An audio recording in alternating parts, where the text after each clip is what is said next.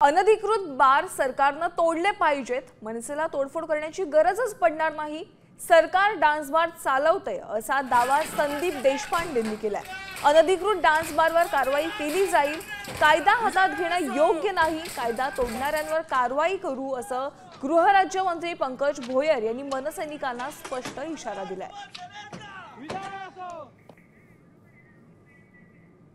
जेव्हा राजसाहेब एखादा मुद्दा मांडतात आणि त्या मुद्द्याची अंमलबजावणी महाराष्ट्र सैनिक हे नेहमी करत असतात, त्यामुळे जो मुद्दा काल राजसाहेबांनी भाषणामध्ये मांडला त्याची अंमलबजावणी महाराष्ट्र सैनिकांनी रस्त्यावर केली। अनधिकृत बार आहेत ते सरकारने तोडले पाहिजेत ना, आम्ही तोडायची काय गरज आहे?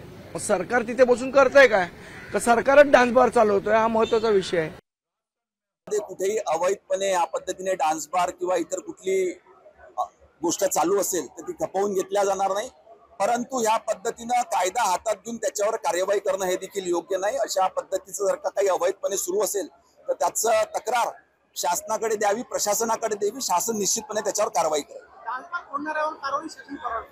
ज्यांनी कायदा हातात घेतला असेल त्यांच्यावर कारवाई